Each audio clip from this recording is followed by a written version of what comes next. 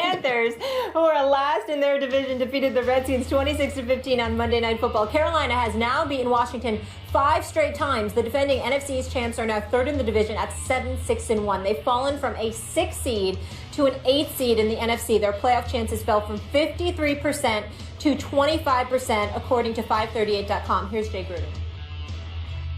Yeah, we're disappointed. There's no question. But first off, we were outcoached today. There's no question about that. And then I think they played better than us today. So we got to give credit to the Carolina Panthers. And it's my responsibility to get these guys ready to play. We weren't as ready as I would like to have been. We didn't execute like I would like to have seen. And that falls on my shoulders. But we still have 2 games left to look forward to, and hopefully get a victory against Chicago Saturday. Stephen A., you've been calling for Rex Ryan's head. So Molly, allow me for a second. Okay, yeah. Because this was my thought. Yeah, okay. When I was watching the game. I've been hearing nonstop about Rex Ryan's job out of you. Yeah. 2 seasons, and he's, kind of middle of the pack kind of coach. 15 and 15 in the NFL. That's, average, solid. You don't call it that. And I was wondering, with the playoffs on the line and them rolling over the way they did at home on Monday Night Football, not ready to play, after having gotten shellacked in their only playoff game last year under Jay Gruden, are you calling for Jay Gruden's job today? Absolutely not.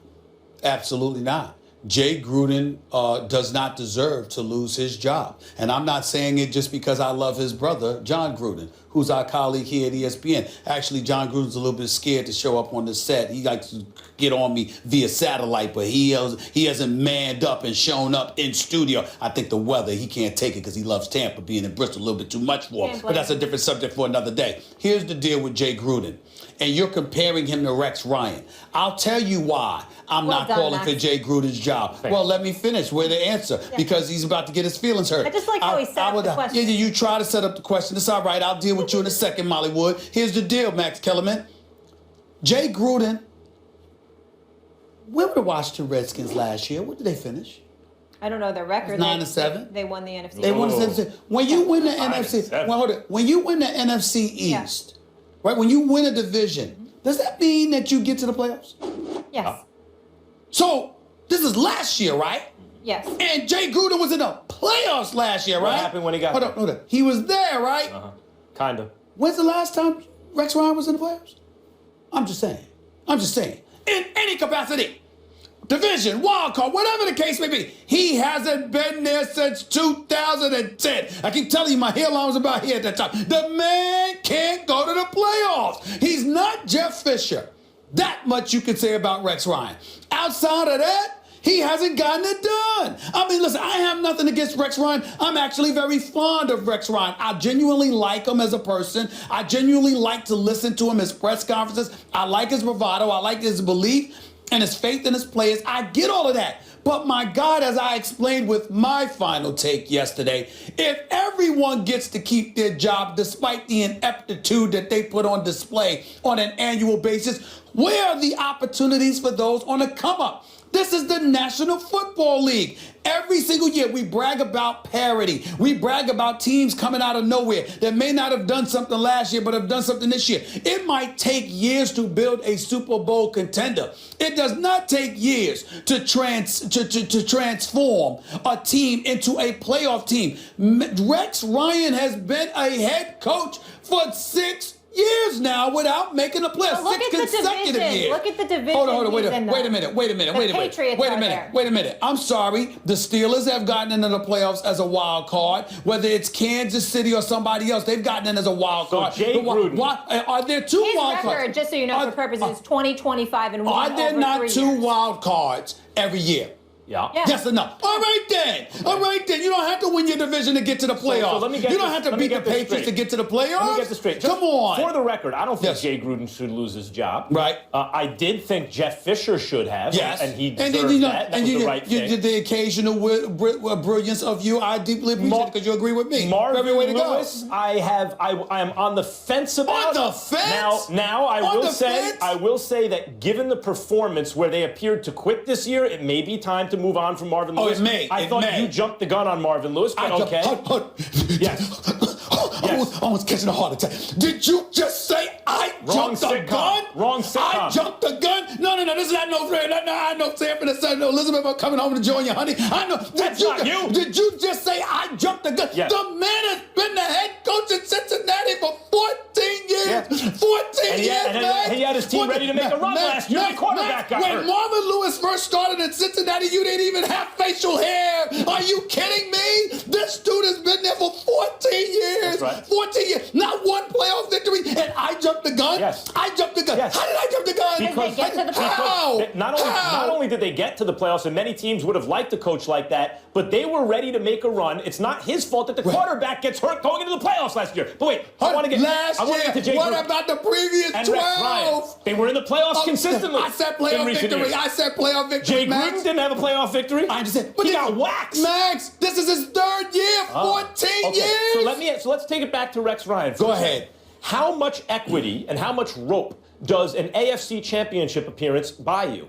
Does it give you at least a season or two after that to say this guy is not a bum coach? He's had 6. He had 2 AFC championship appearances. He's had 6 years. And I think considering 2 AFC championship appearances and the fact that he's in the same division as Bill Belichick, it's not like Jay Gruden where he had a bad Giants defense, a Cowboys team who lost their quarterback pre-Dak Prescott, and an Eagles team that wasn't ready. So you get to the playoffs with 9 wins, but if you're in Bill Belichick's division and you miss the playoffs, yes, a half a dozen years, all times in the AFC East, and you've been to 2 AFC championship games, you should lose your job. My point is not that Jay Gruden should lose his job. He shouldn't. My point is neither should Rex Ryan.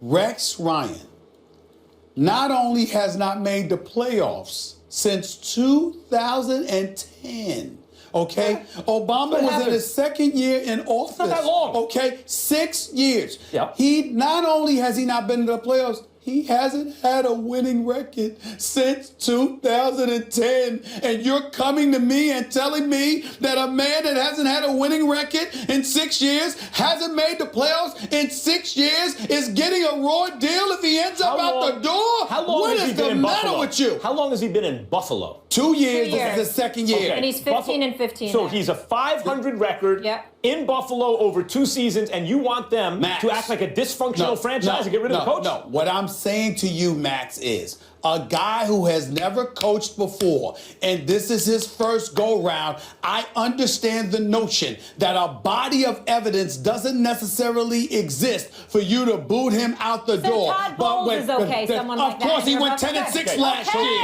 went 10-6 last year.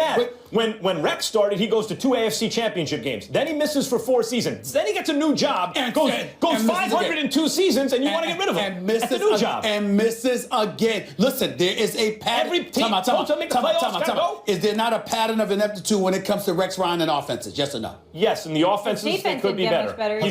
When you make a defensive coordinator, the head coach, you're expecting a good defensive team. Excuse me. His defense had 54 sacks before he arrived. 21. It was a 33-point drop. By the way, Buffalo's not an easy assignment. Listen, Buffalo's not an easy assignment. It's not an easy assignment, but their defense was expected to be better than what it was, than what it is with Rex Ryan. Because the defense is expected to be better, and they're a 500 team over 2 seasons to get rid of the coach. I wish we had more time. Molly, here's the bottom line. I'm going to end it with this. Your definition. I swear to goodness, I swear I want a boss like you someday. You got one. You're welcome. I keep trying to tell you. I keep trying to tell you. We all know who the boss is here. The point is, here's the bottom line. Max Kellerman, you have a license to be mediocre. He's perfectly okay with it. He's perfectly okay with it. I love you, man. I love you. Everybody should love Max Kellerman. I mean, go ahead out there and be mediocre. Be anti-American. Don't be great. Be mediocre, and you're going to be all right with Max. He'll keep you employed. Unbelievable. Every time you have a team 1 game above 500 in the league, somebody's got to be a game below 500, or it doesn't add up. There will be most teams in the middle that are by definition mediocre. Guys, I want to get into this play. Go ahead, Molly. You're the owner of the Bills. Why I got to be the one on pace? You're the owner of the Bills. The story of the game last night, clearly not the story of today, was the no call on Cam Newton. So he took a hit to the head after giving himself up on a slide in the second quarter, but no penalty was called on Redskins linebacker Trent Murphy. Instead, Newton was the one who drew a flag for taunting when he flipped the ball at Murphy after rising from the turf. Here's Cam after the game. That just can't happen on my part. I just have to let the referees, do their job. And I thought it was a questionable hit, but yeah, I can't. I can't throw the ball at a person. I know that's against the rules too. So. Did the referee do his job? Sir. Did the referee do his job? Next question. In a position like that, everyone. Obviously I couldn't run to the sideline. I was sliding, and I'm not going to beat a dead horse, man. So I can't retaliate in that way. I'm better than that. I know I am, and I can't jeopardize that type of play for my team. Serious hat right there. The game referee, Walt Coleman, said after the game that he saw Cam slide late and the defender went over the top. He did not see any forcible contact with the head. Max, how do you feel about this? First of all, that's a terrible hat. Can we just say what it is? It's so bad. It's ugly in any universe, including Alice in Wonderland. That is terrible. It's important to mention that he felt the need to wear the outfit, possibly the hat with it, because he said that he was paying tribute to Craig Sager. Yes, but Craig Sager didn't wear those hats. I know that. That's what he told Lisa Salters. That's what he told Lisa Salters. And along these lines, I'm just saying, look, it's important. I bring this up when Cam is the subject nowadays. Cam. Right. Because like A-Rod, Cam seems so disingenuous at times. He seems so uncomfortable in his own skin, he makes you uncomfortable in yours watching him. He seems as though everything he says is calculated to create an effect in the listener instead of just telling you what he feels. And maybe the NFL is designed in part to dissuade you from saying what you really feel, but there are players who come off as much more genuine than Cam. Okay. That said, and even if he complains about it and the refs don't like him, justice is supposed to be blind. That was helmet to helmet, cut and dried. Should have been a flag. And then the fact that he gets angry about it, rightfully, and complains, and then he gets called for it, that's messed up. I mean, whether or not he wears ridiculous hats, which he does, whether or not he's disingenuous, which he seems to be to me, whether or not he complains and the refs don't like him, fine, I'm willing to accept that. That's got nothing to do with the way they're supposed to call the game on the field. And it looks to me, maybe it was an honest mistake, but it looks to me like the refs have it out for him. I don't disagree that there seems to be unfavorable treatment coming his way from time to time. There are missed calls. Now, I've spoken to people in the NFL office. They talked about how they analyze these officials every week. But just because the NFL puts forth its due diligence in dissecting, monitoring, and evaluating officials doesn't mean that officials as individuals don't try to implement their own personal biases to influence how a particular athlete is treated when it comes to penalties and beyond. Having said all of that, it's a couple of things that I'd like to say about Cam Newton here. Number one, Cam Newton bothers me at times. But he bothers me because I believe he's genuinely a good guy. And I think in an effort to try to be so good and thinking about his brand, which extends beyond the football field, he goes about the business of trying to dance around issues so he addresses them without offending anybody. And there is something to be said about just being real and authentic because it builds and elevates a level of trust. And that is the point that I want, if Cam is watching right now, that is the point that I really, really want him to get from all of this. I want him to understand, because I've spoken to Cam on several occasions in the past, as you know. You understand, I got a lot of love for the brother. My issue with him is that I think it's incredibly important that you don't be fearful of how you're going to be viewed when you believe in your heart of hearts that you're speaking truth.